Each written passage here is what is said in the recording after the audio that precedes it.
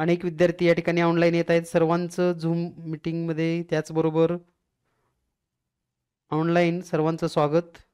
लवकरच आपण स्पष्टीकरणाला सुरुवात करणार आहोत. नवोदय प्रवेश परीक्षा 2024 आणि या 2024 मधील सर्व स्पष्टीकरणे आपण या ठिकाणी वन बाय वन पाहणार आहोत. आपण पाहत आहात जीनियस मॅथ चॅनल आणि या मॅथ चॅनलच्या माध्यमातून गणित आणि बुद्धिमत्तेचे सर्व स्पष्टीकरण आपण या ठिकाणी पाहत आहोत. तर सर्व विद्यार्थी पालक शिक्षक यांना हे सांगायचे की आपल्या सर्वांच्या सहकार्यामुळे या ठिकाणी आज जीनियस मॅथ या चॅनलचे 5 लाख सबस्क्रायबर पूर्ण झालेले आहेत आणि या 5 लाखाच्या टप्प्यामध्ये आपण सर्वांनी मोलाचं सहकार्य केलेलं आहे. तर जास्त आपली उत्सुकता न ताणता आपण डायरेक्ट उत्तरावर येऊयात. तर या ठिकाणी माझ्याकडे जो सेट आहे तो सेट जर आपण पाहिला तर त्या सेट प्रमाणे आपण उत्तरं निश्चित करावीत. पुन्हा एकदा मी या ठिकाणी सांगू इच्छितो की आपण सर्वांच्या सहकार्यामुळे जीनियस मॅथ चॅनलने या ठिकाणी 5 लाख सबस्क्रायबरचा या ठिकाणी टप्पा पूर्ण केलेला आहे. 5 लाख आपण या ठिकाणी पाहत असाल तर यामध्ये आपल्या सर्वांचं सहकार्य अतिशय महत्त्वाचं आहे आणि आपण नक्कीच या प्रवासामध्ये चॅनल सोबत राहिलात त्याबद्दल सर्वांचं मनपूर्वक धन्यवाद. आणि आजचा महत्त्वपूर्ण व्हिडिओ जो की व्हिडिओ आपण या ठिकाणी पाहत आहात हा व्हिडिओ पण आपल्याला या ठिकाणी 5 लाख सबस्क्रायबरच्या टप्प्यासोबत आपल्याला पाहायला मिळत आहे. तर सर्वांचं पुन्हा एकदा खूप खूप धन्यवाद.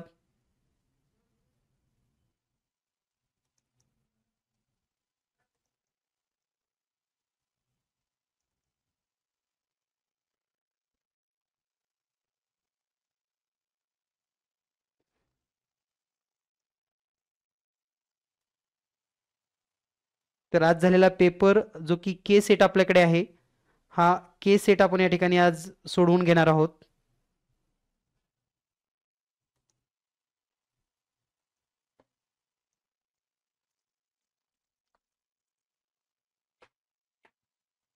तुमच्याकडे जो सेट असेल त्या सेटची उत्तरं तुम्ही पाहू शकतात आणि तुमच्या उत्तरामध्ये टिक करू शकतात.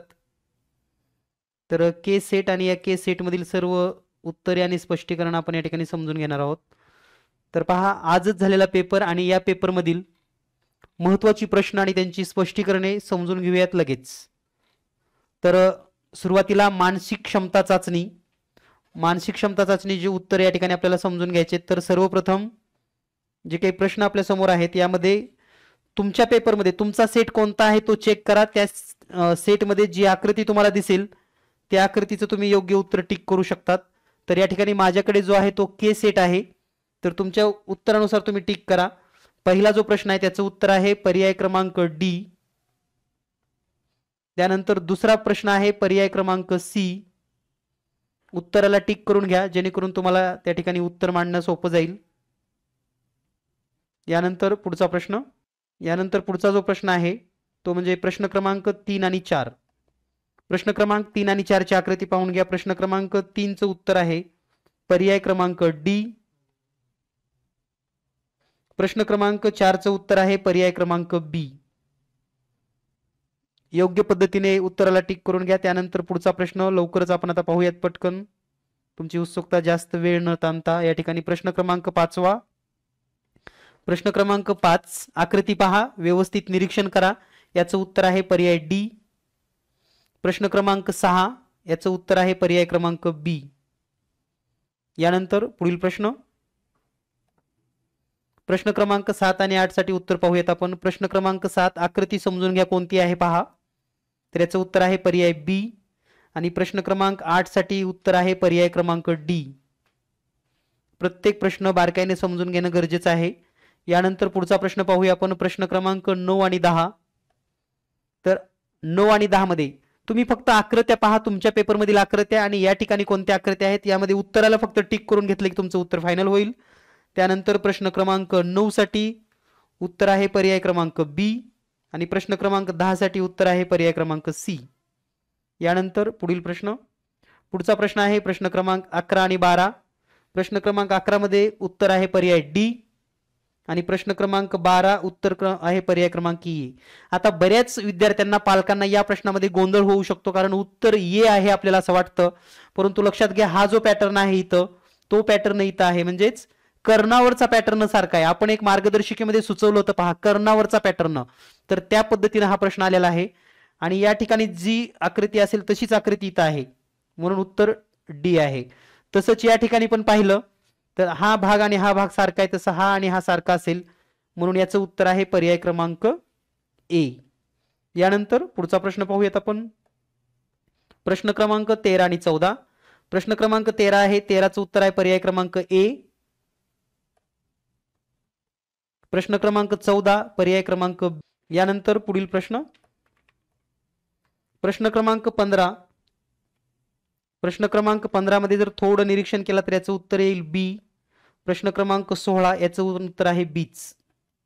आकृत्या पहा, तुमच्या पेपरमधील आकृत्या पहा आणि त्या आकृत्याप्रमाणे या ठिकाणी तुम्हाला हे सर्व उत्तर पाहायला मिळतील.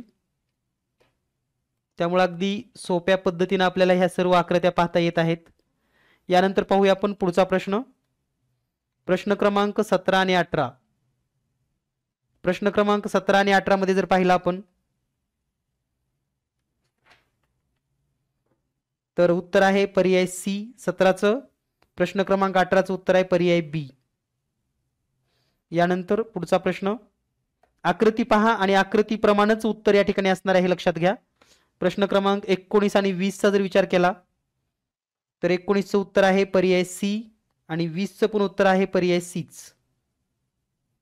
यानंतर पुढचा प्रश्न. प्रश्न क्रमांक 21. प्रश्न क्रमांक 21 मध्ये उत्तर आहे पर्याय क्रमांक बी आणि 22चं उत्तर आहे पर्याय ए. यानंतर पुढचा प्रश्न. प्रश्न क्रमांक 23. 23चं उत्तर आहे पर्याय ए आणि 24चं उत्तर आहे पर्याय सी.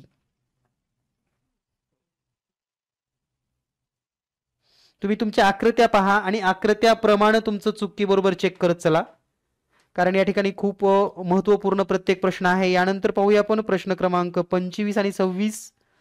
25 आणि 26 मध्ये आपल्याला या ठिकाणी आरशातील आकृत्या पाहिजेत. आकृती पहा तुमची कोणती आहे त्यानुसार 25चं उत्तर आहे सी, 26चं उत्तर आहे ए. ठीक आहे, तुमच्या आकृत्याप्रमाणे तुमचा, कारण तुमचा सेट वेगळा असू शकतो. हे के सेटची उत्तर सूची आहे, के सेट. यानंतर पुढचा प्रश्न. प्रश्न क्रमांक 27 आणि 28. प्रश्न क्रमांक 27 मध्ये पर्याय ए आणि प्रश्न क्रमांक 28 मध्ये पण पर्याय एच. यानंतर पुढची आकृती प्रश्न क्रमांक 29 आणि 30. या ठिकाणी पहा कागदाची घडी आणि घडी उलगडल्यानंतर सेम प्रश्न आहे. आपल्या मार्गदर्शिकेमध्ये हेच प्रश्न तुम्हाला पाहायला मिळतील. जर तुम्ही मार्गदर्शिका पाहिली असेल तर तुम्हाला लक्षात येईल. त्याचबरोबर आपण जो पेपर घेतला होता सराव पेपर, त्या सारख्याच बऱ्याच आकृत्या तुम्हाला या ठिकाणी पाहायला मिळतील. 29चं उत्तर आहे पर्याय सी. आकृती पहा. 30चं उत्तर आहे पर्याय ए.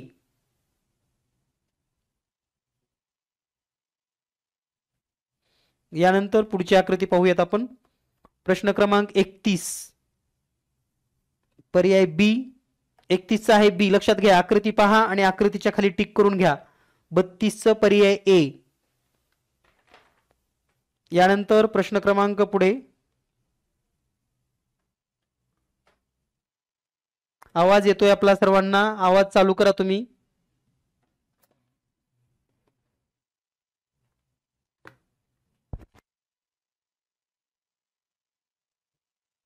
तर या ठिकाणी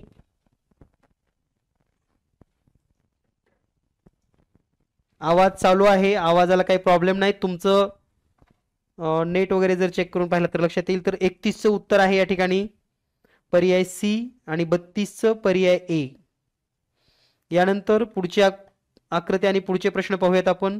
मानसिक क्षमता चाचणीमधील या आकृत्या आपण पाहत आहात. प्रश्न क्रमांक 33. 33चं उत्तर आहे पर्याय क्रमांक ए आणि 34चं पर्याय क्रमांक सी. यानंतर पुढचा प्रश्न. प्रश्न क्रमांक 35 आणि 36 जर निरीक्षण केलं तर 35 मध्ये पर्याय क्रमांक बी आणि 36 मध्ये पर्याय सी डी. आकृतीला टिक करा, महत्वाचं. आकृत्या पहा आणि त्याच सारख्या आकृत्या आधी टिक करून घ्या आणि नंतर तुम्ही चेक करा तुमचं बरोबर काय आणि चूक काय आहे. यानंतर पुढचा प्रश्न पाहूयात आपण. प्रश्न क्रमांक 37 उत्तर आहे पर्याय सी. प्रश्न क्रमांक 38 उत्तर आहे पर्याय ए. प्रश्न क्रमांक 39 उत्तर आहे पर्याय सी. आणि प्रश्न क्रमांक 40 उत्तर आहे पर्याय ए. तर या पद्धतीनं आपण हे सर्व स्पष्टीकरण अगदी सहज सोप्या पद्धतीने पाहू शकतात.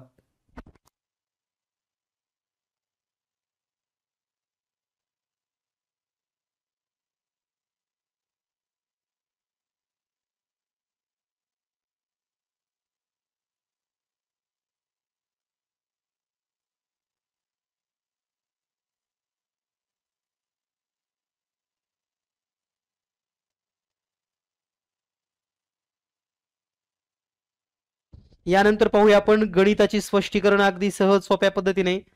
गणित थोडं जर विचार केला तर थोडं सोपं थोडं अवघड अशा पद्धतीचा या ठिकाणी आपल्याला पॅटर्न पाहायला मिळेल. तर नेमकं काय उत्तर आहेत हे आपण अगदी स्पष्टीकरण सह पाहणार आहोत. गणिताचे सर्व प्रश्न स्पष्टीकरण सह असतील हे लक्षात घ्या. त्यामुळे अगदी सहज सोप्या पद्धतीने तुम्हाला हे सर्व स्पष्टीकरण पाहायला मिळतील. आणि विशेषतः कोणताही प्रश्न या ठिकाणी मिस न करता. तर पाहूयात पहिला जो प्रश्न आहे गणितामध्ये, तर तो प्रश्न आहे पहा 31.7/16. जर थोडं निरीक्षण केला तर 31 तर जशाला तसे येणार आहे आणि भाग दिल्यानंतर 70 होईल. 70ला त्या ठिकाणी 16 चौक 64 या पद्धतीने म्हणजे 4 येणार आहे इथं. म्हणजे 31.4 बरोबर आहे. पुढे उरतील 6 म्हणजे 60 होईल आणि 16 त्रिक 48. हा पर्याय जर तुम्ही पाहिला तर 31.43 फक्त पर्याय सी मध्ये पाहायला मिळेल. आणि आपण आपला जो पेपर आहे डायरेक्ट म्हणजे अभिरूपचा जो पेपर होता, जे सराव परीक्षा घेतली होती, त्यामध्ये पण असाच एक सेम प्रश्न आपण दिला होता, ज्यामध्ये पूर्णांकयुक्त अपूर्णांकाचं रूपांतर करायचं होतं. त्यामुळं हा प्रश्न जो आहे याचं उत्तर आहे पर्याय सी 31.4375. हे लक्षात ठेवा. यानंतर आपण पुढचा प्रश्न पाहूयात. या प्रश्नाचं उत्तर तुम्हाला लक्षात आलं, फायनल झालं, ठीक आहे. Okay, next question. तर पुढचा प्रश्न आहे एक वस्तू 2540 मध्ये विकल्यानंतर होणारा लाभ त्याच वस्तूला 1850 मध्ये विकल्यानंतर होणाऱ्या तोटे इतके आहे. असा प्रश्न आपण आपल्या मार्गदर्शिकेमध्ये दिलेले आहेत. तुम्ही पहा, मला वाटतं मार्गदर्शिकेमध्ये 4था, 5वा, 6वा 3 प्रश्न आहेत अशा या पद्धतीचे प्रश्न, ज्याच्यामध्ये आपण तोटा नफ्याच्या दुप्पट होतो किंवा नफा तोट्याच्या दीडपट होतो या पद्धतीचे प्रश्न दिले होते. इथं नफा आणि तोटा सेम असल्यामुळं हा प्रश्न सोडवण्याची पद्धत सांगतो. समजा नफा x आहे आणि तोटा x आहे, म्हणजे दोन्ही मिळून किती झालं 2x. आणि हा 2x डिफरन्स जो आहे ना तो 2540 वजा 1850 यामधला असणार आहे, बरोबर 2x. ठीक आहे. तर आता हा जो डिफरन्स आहे,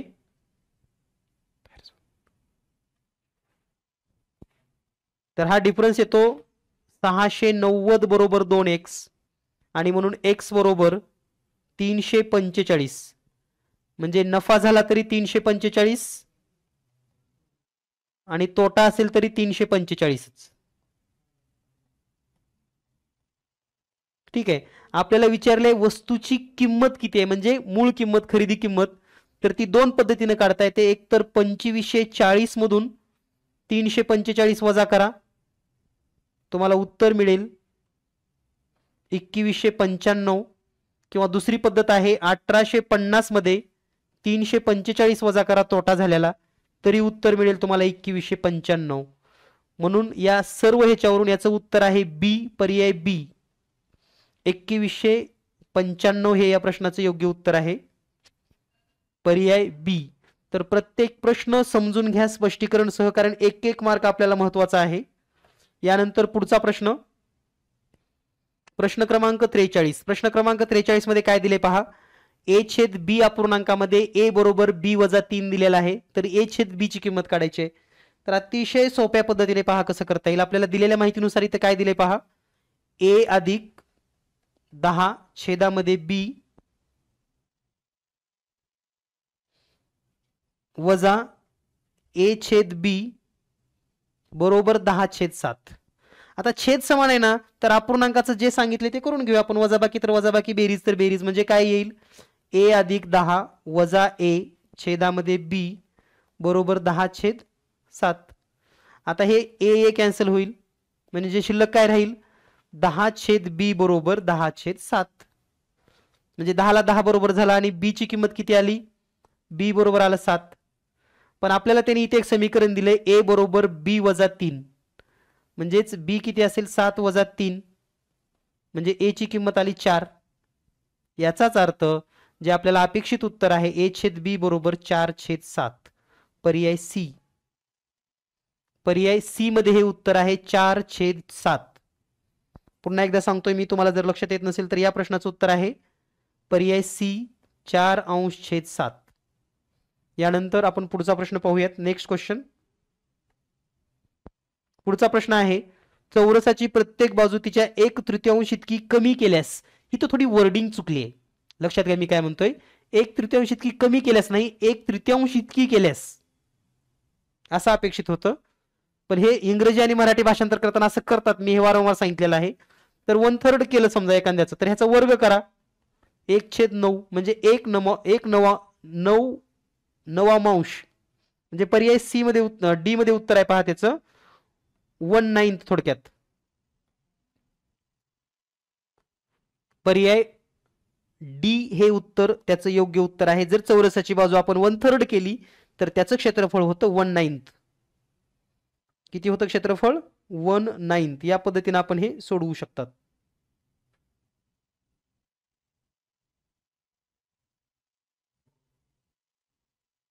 यानंतर पुढचा प्रश्न पाहूया आपण. पुढचा प्रश्न आहे, एक आयताकार प्लॉटचे क्षेत्रफळ 616. पहा, अतिशय महत्वाचा प्रश्न आहे. आयताकार प्लॉटचं क्षेत्रफळ दिलेलं आहे 616 वर्ग मीटर इतके आहे, रुंदी 22 आहे. तर प्लॉटच्या बाजूला 7.50 प्रति मीटर दराने कुंपण घालण्याचा एकूण खर्च किती येईल. तर दिलेल्या माहितीनुसार क्षेत्रफळ दिलेलं आहे, म्हणजे आयताचं क्षेत्रफळ, तर ते आहे 616. म्हणजेच एल गुणिले बी बरोबर 616. एल काढायचं आहे, बी आहे 22, क्षेत्रफळ 616. यावरून एल ची किंमत येईल 28. आणि यावरून परिमिती किती येईल पहा, तर 2 कंसात a प्लस बी किंवा एल प्लस बी, म्हणजे 2 कंसात 28 अधिक 22 म्हणजे 2 गुणिले 50 बरोबर 100 मीटर. आणि याचा जो खर्च 7 रुपये 50 ना आहे, म्हणजे 7 रुपये 50 गुणिले 100 जर केलं तर 750 रुपये. पर्याय डी उत्तर येणार आहे पहा त्याचं, पर्याय डी. 45 नंबरचा जो प्रश्न आहे त्याचं उत्तर आहे 750, पर्याय डी. तुमच्या पेपरमध्ये कोणता प्रश्न आहे तो चेक करा, किती नंबरला आहे, आणि त्या ठिकाणी तो पर्याय लिहून ठेवा.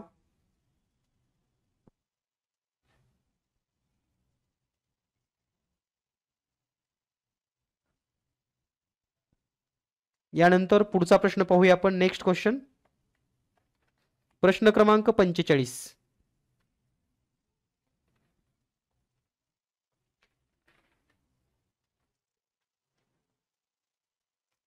प्रश्न क्रमांक 45 झालेला आहे. 46 नंबरचा प्रश्न पाहूयात.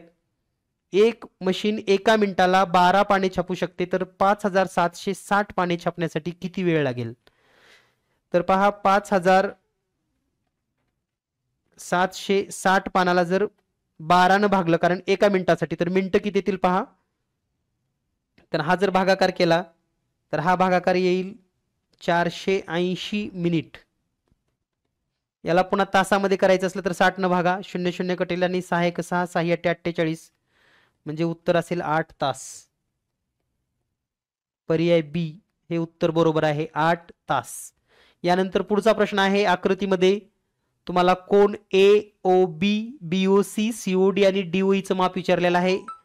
एका कोणाचं माप दिलेलं आहे तुम्हाला, आणि त्या एका कोणाचं जे माप आहे ते आहे 100 अंश, म्हणजे राहिलेल्या सर्व कोणाची बेरीज असणार 260 अंश. आणि ते कोण आहेत कोणते, एक्स, 2x, 4x आणि 6x. ठीक आहे, या सर्व कोणांची बेरीज किती येईल, 260. आता या ठिकाणी जर आपण निरीक्षण केलं म्हणजे थोडक्यात x अधिक 2x अधिक 4x अधिक 6x बरोबर 260 म्हणजेच 13x बरोबर 260 म्हणजे x बरोबर 20 येईल. यावरून जो पहिला कोण आहे x तो x बरोबर 20 असेल आणि हा पहिलाच पर्याय. पुन्हा बाकीचं पुढचं चेक पण करायची गरज नाही. पुन्हा 2x म्हणजे 40 असेल, 4x म्हणजे 80 असेल आणि 6x म्हणजे 120 असेल. पर्याय क्रमांक ए. कोणाच्या संदर्भात जो प्रश्न आहे तो पर्याय क्रमांक ए. आणि जो बदललेला पॅटर्न आहे त्यानुसार आपण जे पेपर सेट दिले होते किंवा जे PDF दिल्या होत्या अगदी त्याच घटकावर आपल्याला 2 ते 3 प्रश्न मी सांगितलं होतं कोणावर पडणारच आहेत आणि त्याचं उपयोजन खूप महत्वाचं होतं कारण उपयोजनावरच प्रश्न आलेले आहेत पहा.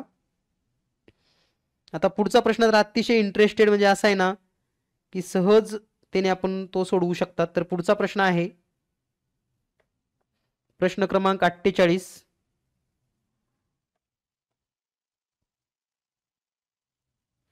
तर पहा प्रश्न क्रमांक 48 सांगितले जर दोन कोणांची बेरीज एक विशाल कोण आहे तर पुढील पैकी कोणता पर्याय अशक्य आहे. पहिला आहे काटकोन आणि लघुकोन.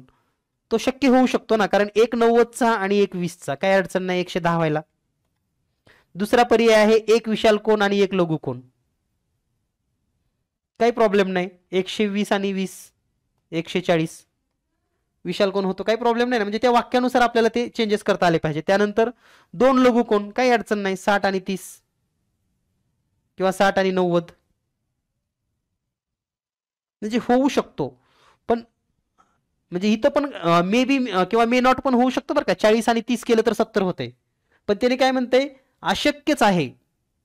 ठीक आहे तर ते म्हणजे दोन काटकोन कारण दोन काटकोनाची बेरीज ही 180 अंश येते आणि त्याला आपण सरळ कोन असं म्हणतो विशाल कोन म्हणत नाहीत. म्हणजे अगदी अचूकचा जर विचार केला तर पर्याय क्रमांक 4.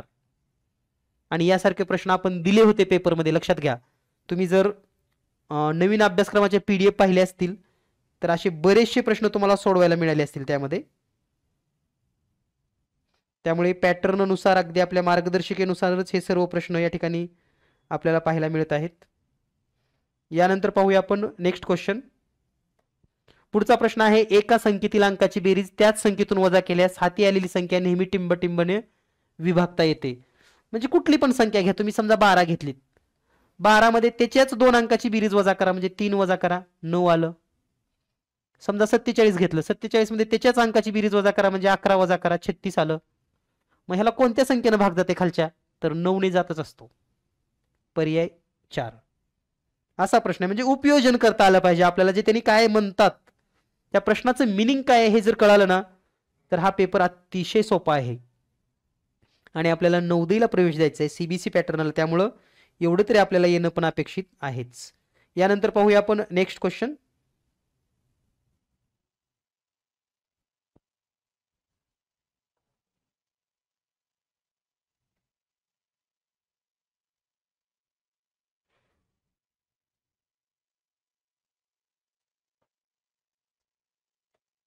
पुढचा आहे प्रश्न क्रमांक 50. प्रत्येक प्रश्न स्पष्टीकरण सहज समजून घ्या.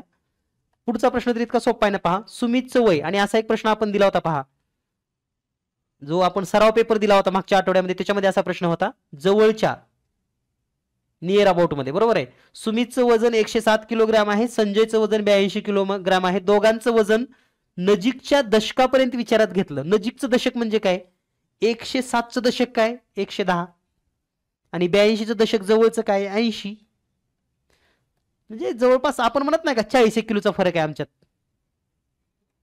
तर त्याचं उत्तर आहे सॉरी 30. 110 मधून 40 वजा केले की आपल्याला मिळेल 30. म्हणून याचं उत्तर आहे पर्याय क्रमांक ए. 30 किलोचा डिफरन्स आहे दोघांमध्ये हा जवळच्या दशकामध्ये. ठीक आहे.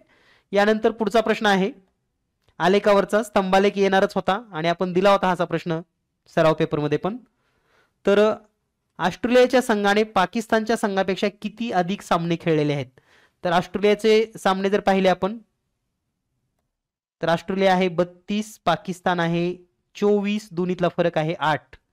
पर्याय ए. ठीक आहे. यानंतर पुढचा प्रश्न आहे प्रश्न क्रमांक 52. एका अपूर्णांकात अपूर्णांक तसाच किंवा समान राहतो, म्हणजे थोडक्यात काय, सेम किंवा इक्विव्हॅलंट इंग्लिशमध्ये जर पाहिलं तर त्यासाठी काय करावं लागतं. समजा आपण एक अपूर्णांक लिहिलेला आहे 2/4, तर ह्याला समान संख्येनं गुणा, 5 न गुणलं अंशाला छेदाला, तर हा होईल 10/20. एक तर तसाच राहील किंवा, कारण 1 न गुणलं तर तसाच राहणार आहे ना, म्हणजे हे पण सत्य व्हायला पाहिजे, आणि 0 सोडून, म्हणून याचं उत्तर आहे पर्याय सी. एकाच संख्येने अंश आणि छेद यांचा गुणाकार केल्यास 0 वगळता, एक्सेप्ट 0, म्हणजे 0 वगळून कुण्याबी संख्येनं गुणा किंवा भागाकार करा, काही प्रॉब्लेम नाही. इथं नुसतं गुणाकार तर दिलंय, मी तर भागाकार पण सांगेन. म्हणून या प्रश्नाचं उत्तर आहे पर्याय क्रमांक सी. यानंतर पुढचा प्रश्न आहे अतिशय इंटरेस्टिंग. 30 किलो मिठाईतून 2/3 किलो वजनाचे मिठाईचे अंतर बॉक्स, मिठाईचे किती बॉक्स तयार करता येतील. बघा, हा प्रश्न आपण झूम मीटिंग मध्ये आवर्जून सांगितला होता की एखादा जर संख्या असेल 12 आणि त्याचा छेदाचा छेद असेल असा, तर छेदाचा छेद अंशामध्ये गुणाकाराला जातो. किंवा तुम्हाला जर दुसऱ्या पद्धतीने हा प्रश्न सोडवायचा असेल तर 30 किलो मिठाई 5 जणात वाटल्यानंतर आपण 5 न भागतो, तसं 30 किलो मिठाई आपण 2/3 मध्ये वाटायची आहे. ठीक आहे. आता हा भागाकार करायचा म्हणजे काय असतो, तर उलटून गुणाकार, म्हणजे व्यस्त करून गुणाकार करणे. म्हणजे बे एक बे, बे एक बे, एक उरलं बे पंच 10 आणि 15 त्रिक 45. तर याचं उत्तर किती आहे 45, पर्याय डी. 45 जणांना आपण ही मिठाई वाटू शकतो. आता बघा, अजून जर थोडा विचार केला असताना तर 2 पर्याय तर लगेच कटतात, कारण प्रत्येकाला 1-1 किलो वाटलं तर 30 जणांना मिळणार आहे. 20 जणांना वाटायचं म्हणल्यावर संख्या जास्त पाहिजे, म्हणजे राहिलं उत्तर 40 किंवा 45. असा विचार करून सुद्धा आपण निम्म्या उत्तरापर्यंत पोहोचतो कधी कधी. तर या मिठाईचं उत्तर आहे 45, पर्याय डी. सर्वांना समजेल अशा सहज सोप्या भाषेमध्ये आपण हे सर्व स्पष्टीकरण पाहत आहात. यानंतर पाहूया आपण नेक्स्ट प्रश्न क्रमांक 54. प्रश्न क्रमांक 54 आहे पहा. 4,392, डायरेक्ट आपण हेच घेऊया प्रश्न. 449.2 भागिले 36.6. आता हा प्रश्न सोडवण्याची मी तुम्हाला एक सोपी आयडिया सांगितली होती पहा. सोपी आयडिया म्हणजे काय, याचं उत्तर तर पर्यायामध्ये बघितल्यावर 12, 12.0, 1.2 असं काहीतरी असणारच आहे. पण असा विचार करा की 340 ला 30 न भागायचा आहे अंदाजे. एक उत्तर येईल का? नाही येणार. एक उत्तर नाही येणार, याचं उत्तर किमान पूर्णांकात 2 अंकी तरी पाहिजे ना. साधा जरी विचार केला तरी, गणित सोडूच नका तुम्ही म्हणतोय मी तर, पण तुम्हाला पॉइंट मध्ये याचे उत्तर कळलं पाहिजे की याचं उत्तर येतं 12. जास्त विचार सुद्धा करायची गरज नाही, पर्याय ए. किंवा साधा जरी तुम्ही विचार केलात की खाली समजा 40 आहे आणि वर 400 आहे, तरी 10 उत्तर यायला लागले. म्हणजे काही गणित असे असतात ना जे न सोडवताच आपल्याला डायरेक्ट लिहिता येतात. बाकी मग स्टेप वाईज केल्यावर तर हे सुटणारच आहे. यानंतर पुढचा तर प्रश्न अतिशय सोपा प्रश्न आहे. 1 ते 100 पर्यंत संख्या लिहिल्यास 9 अंक किती वेळा येतो, तर 20 वेळा. आणि आपण जर मार्गदर्शिका पाहिली असेल तर तुम्हाला मार्गदर्शिका पण दाखवणार आहे लवकरच. तर त्याच्यामध्ये हे आपण हा ऑलरेडी तक्ता दिलाय, जशाला तसा तक्ता असा लिहून दिला अगदी.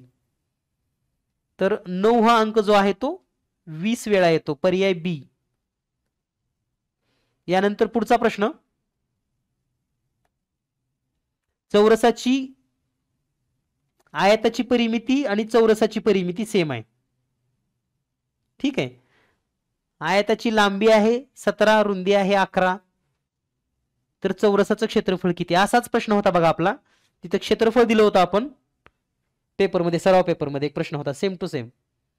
तर या ठिकाणी आता परिमिती किती येईल, चौरसाची परिमिती, सॉरी आयताची परिमिती किती येईल, 2 कंसात L अधिक B, म्हणजे 2 कंसात 17 अधिक 11, म्हणजे 2 कंसात 28 आणि 28 दोन्ही 56 मीटर. ही कशाची परिमिती आहे, आयताची. मग चौरसाची परिमिती किती असेल, 56च, कारण इथं दिले एका चौरसाची परिमिती अशा आयताच्या परिमिती आहे की ज्याची लांबी 17 आणि रुंदी 11 आहे. मग चौरसाची बाजू किती असेल? 14, कारण परिमिती पण 56, 14 चौक 56. मग चौरसाचं क्षेत्रफळ 196. पर्याय क्रमांक 1 196 उत्तर बरोबर आहे 56चं. यानंतर नेक्स्ट क्वेश्चन. पुढचा प्रश्न आहे दिलेल्या माहितीमध्ये 960 यापासून तयार केलेली 3 अंकी मोठ्यात मोठी संख्या आणि 3 अंकी लहानात लहान संख्या यांचा गुणाकार किती? म्हणजे संख्या तयार किती होतात? तर संख्या तयार होतील 960 आणि 609. हा फक्त गुणाकार करायचा होता आपल्याला आणि हा गुणाकार येतो 5,84,640. पर्याय सी. यानंतर प्रश्न क्रमांक 58. 30,009 आहे या ठिकाणी पहा 30,009 आहे आणि योग्य निवडायचे आपल्याला. तर 30,009चं जर योग्य निवडायचं असेल तर पहिला आहे 30,10,000 म्हणजे 30 गुणिले 10,000 म्हणजे हे 3 लाखाच्या पुढे गेलं. बरोबर आहे? हे तर नाही. आणि पुढे 9 शतक आहे. 9 शतक तर नाहीच. लक्षात घ्या अजून एक गंमत सांगतोय तुम्हाला. 9 दशक शेवटच वाचा तुम्ही. 9 दशक आहेत का? नाहीत. 9 शतक आहेत का? नाहीत. 9 एकक आहेत आणि शेवटचा आहे 9 दशक. म्हणजे 9 एककचा एकच पर्याय बघा, पर्याय क्रमांक 3. म्हणजे लई जरी कळत नसलं ना, थोडं जरी येत असलं तरी तुम्ही हा प्रश्न तोंडी सोडवू शकता. ठीक आहे. यानंतरचा पुढचा प्रश्न.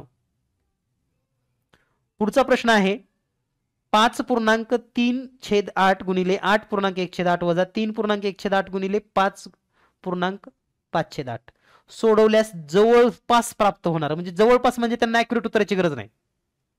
ठीक आहे. तर किती होतं? 8×5 = 40. बघा इथं दोन्हीचा गुणाकार करा. 8×5 = 40 आणि 5×3 = 15. म्हणजे किती आलं उत्तर? 25. पण वरचे काहीतरी पॉइंट आहेत ना थोडेफार. वरचे थोडेफार पॉइंट आहेत तर ते पॉइंट 25 पॉइंटच्या पुढे जाणार आहेत काहीतरी आणि म्हणून याचं उत्तर 26 घ्यावं लागेल आपल्याला जवळपासचं. पर्याय बी. काय उत्तर असेल? पर्याय बी. तुम्ही जर सोडवून पाहिलात तर याचं उत्तर जवळपास 26 मे बी पॉइंटच्या जवळपास एकदा 26.25.90-98च्या पुढे येतं जवळपास काहीतरी असं. ठीक आहे. तर सोडवू शकतात, काय अडचण नाही. आणि शेवटचा प्रश्न तर अगदी सोपा प्रश्न, पहिली दुसरीच्या मुलांना विचारल्यासारखा. एका पुस्तकाची किंमत 100 रुपये आहे. पुस्तक विक्रेत्याने 3 पुस्तकं 275ला विकली. तर नफा आणि तोटा किती? नफा झाला का तोटा झाला आणि किती रुपये? तर 3 पुस्तकाचे 300 रुपये तर अपेक्षित होते. 25 कमी म्हणजे 25 रुपये तोटा. पर्याय डी. 60वा जे प्रश्न आहे पुस्तकाचा तोटा 25 रुपये तोटा. पर्याय डी उत्तर बरोबर आहे. यानंतर पाहूया आपण उतारे आणि उतार्यावरचे सोपे सोपे प्रश्न. पहिला होता उतारा विनम्रता. विनम्रता एक मोठा गुण आहे, याचा अर्थ विनम्र, शांत आणि शालीन असणे. तर ठीक आहे, उतारा वगैरे तुम्ही वाचला असेल 2दा-3दा. डायरेक्ट उत्तरावर येऊयात आपण उतार्याच्या. तर उतार्यांचा जर विचार केला आपण तर उतार्यामध्ये पहिला जो प्रश्न आहे पहा, विनम्रता एक मोठा काय असणार आहे? गुण. पर्याय 1 नंबर. विनम्रता म्हणजे विनयशील असणे. पर्याय बी. ठीक आहे, टिक करून घ्या उतार्याला. तुमचे उतारे मागे पुढे असू शकतात. त्यानंतर पुढचा प्रश्न, विनम्र व्यक्ती टिंबटिंब शिकते तर विनम्र व्यक्ती इतरांच्या अनुभवातून शिकते. पर्याय ए. गर्विष्ठ शब्दाचा समानार्थी शब्द अहंकार. पर्याय डी. त्यानंतर हट्टी शब्दाचा पर्यायवाचक शब्द हट्टी तर लवचिक वृत्तीचा. म्हणजे हट्टी म्हणजे काय? एकदम हट्ट करणारा. आणि लवचिक वृत्ती म्हणजे फ्लेक्झिबिलिटी थोडक्यात म्हणतो आपण त्याला. लवचिक वृत्तीचा विरुद्धार्थी विचारलाय. 65चं उत्तर आहे पर्याय सी, लवचिक वृत्तीचा. यानंतर पुढचा प्रश्न, पुढचा उतारा आहे टीव्ही संबंधी. तर प्रश्न क्रमांक 66 मध्ये आपल्याला तो उतारा पाहायला मिळेल. दीर्घकाळ टीव्ही पाहिल्याने टिंबटिंब यावर परिणाम होत नाही, तर उंचीवर परिणाम होत नाही.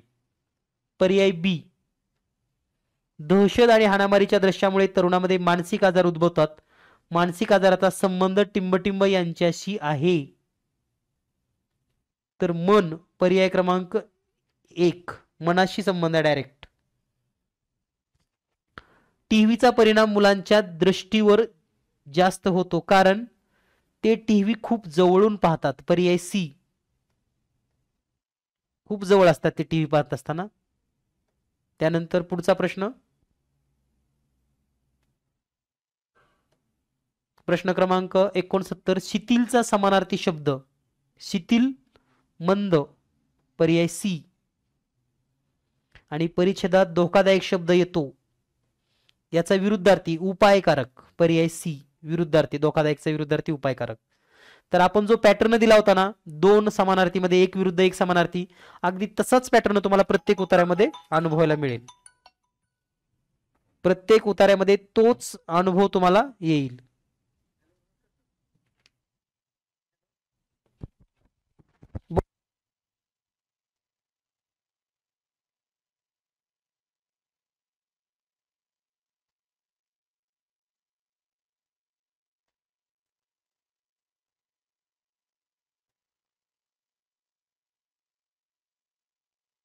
यानंतर पुढचा प्रश्न, प्रश्न क्रमांक 71. सुंदरलाल बहुगुणा हे महान पर्यावरणवादी, पर्याय ए. त्यांचे गाव टिंबटिंब आच्छादित होते, हिरव्यागार झाडांनी, पर्याय सी. प्रश्न पहा, उत्तराला टिक करून घ्या, नंतर तुम्ही चेक करू शकतात. त्यानंतर पुढचा प्रश्न आहे, झाड कापल्यामुळे विनाशक पूर, पर्याय ए. सुंदरलाल बहुगुणा हे एक विशेष नाम. मौल्यवानचा समानार्थी शब्द, पर्याय बहुमोल, पर्याय सी. यानंतर शेवटचा उतारा आणि शेवटचे महत्वाची 5 प्रश्न. आभार म्हणजेच कृतज्ञता, पर्याय डी. उत्तम गुण म्हणजे काय? कृतज्ञता व्यक्त करणे, पर्याय बी. प्रश्न क्रमांक 78. पुढीलपैकी कोणत्या गटातून आपण कृतज्ञ असू शकतो? विचारातून, पर्याय सी. हुशार हा शब्द म्हणजेच विशेषण, पर्याय डी. आणि सद्गुण म्हणजे गुण, पर्याय ए.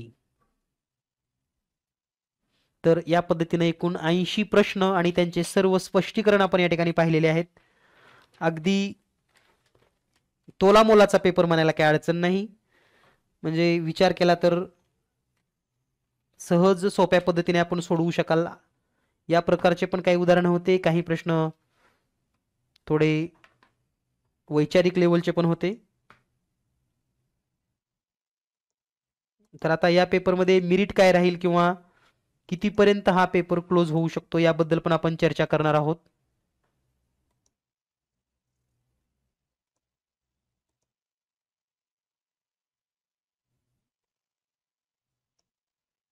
तर पुन्हा एकदा सर्व विद्यार्थी, पालक, शिक्षक यांचं मनापासून कौतुक आणि अभिनंदन की आपण 2024 ची ही परीक्षा अगदी सक्षमपणे दिलात. लाखो विद्यार्थ्यांतून आपल्या विद्यार्थ्यांनी ही परीक्षा दिली, ही सुद्धा एक अभिमानाची गोष्ट आहे. विद्यार्थ्यांना स्पर्धा परीक्षेची सुरुवात, एमपीएससी यूपीएससी सारख्या पेपरची सुरुवात म्हणजेच नवोदय परीक्षा. कारण यामध्ये बुद्धिमत्तेला जास्त वेटेज दिलेला आहे, मानसिक क्षमतेला जास्त वेटेज आहे. जवळपास 50 गुण 40 प्रश्न मानसिक क्षमतेचे आहेत. तर नवोदय प्रवेश परीक्षा 2024 याचे संपूर्ण उत्तर स्पष्टीकरण सह आपण या ठिकाणी पाहिलेले आहेत. मला वाटतं नक्कीच आपणास हे सर्व स्पष्टीकरण समजले असतील. काही डाऊट असेल तर आपण विचारू शकतात. दुसरं सर्वात महत्त्वाचं म्हणजे लवकरच आपण पुढील वर्षासाठी नवोदयची बॅच सुरू करतोय. 1 तारखेपासून 1 फेब्रुवारी पासून 5 महिन्याची बॅच असेल, 5 महिन्यामध्ये आपण पूर्ण नवोदयचा सिलेबस संपवणार आहोत. त्यामुळे आपल्या परिसरात आपल्या विद्यार्थ्यांना पण आपण ही माहिती देऊ शकतात. नवोदय प्रवेश परीक्षा पुढल्या वर्षासाठी म्हणजे जे 4थीला विद्यार्थी आहेत त्यांच्यासाठी 5 महिन्यासाठी स्पेशल बॅच फेब्रुवारी, मार्च, एप्रिल, मे आणि जून मध्ये सिलेबस पूर्ण संपेल या पद्धतीचं नियोजन असेल. तर भेटूया लवकरच पुन्हा नवीन व्हिडिओसह आणि मेरिट काय असेल नेमकं याबद्दल पण चर्चा करणार आहोत आपण लवकरच. धन्यवाद.